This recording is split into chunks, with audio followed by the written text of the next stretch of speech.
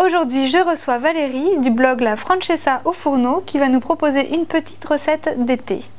C'est une vichysoise, c'est un classique de la cuisine française, c'est une soupe froide à base de pommes de terre et de courgettes. Alors il nous faut des pommes de terre, de la courgette, de l'huile d'olive, du bouillon de volaille, du sel, du poivre, de la crème et du basilic parce qu'on est en été et puis c'est frais.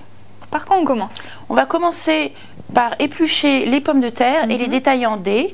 Ensuite, on va les faire doucement braiser dans l'huile d'olive au fond de la sauteuse. Après, on va s'occuper de la courgette, on va la rajouter, on va faire cuire et ensuite, on va mixer et faire refroidir.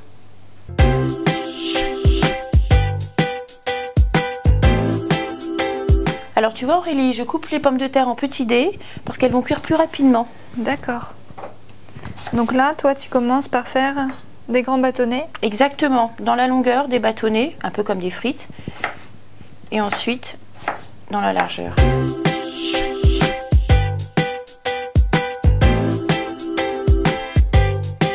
Alors, notre huile est chaude. On met les pommes de terre. Hop là.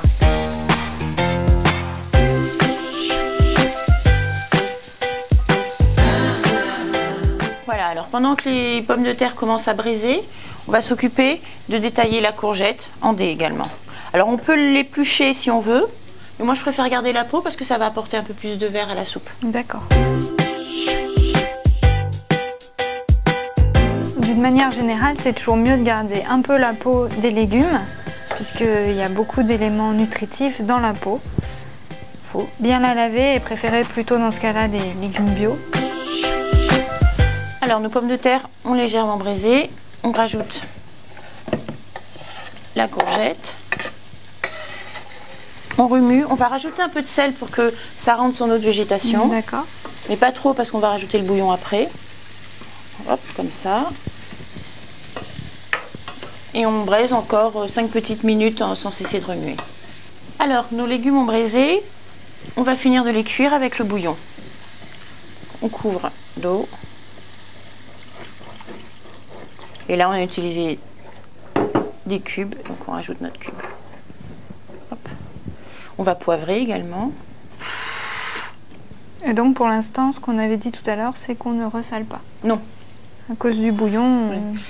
Éventuellement, on rectifiera juste avant de servir. On va transvaser dans le blender pour le mixer. Alors moi, ce que j'aime faire à ce moment-là, c'est rajouter 1 ou 2 feuilles de basilic quand c'est chaud pour que le goût du basilic soit plus intense. On va en rajouter aussi tout à l'heure avant de servir, quand ce sera bien fraîche.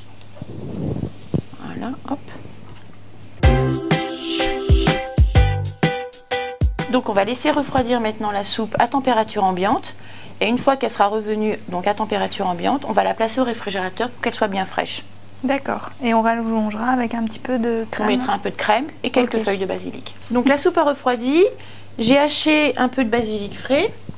Donc on va rajouter la crème.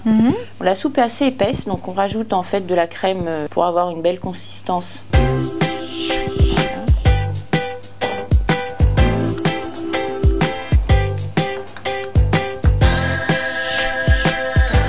Donc on a rajouté la crème, on va rajouter le basilic haché.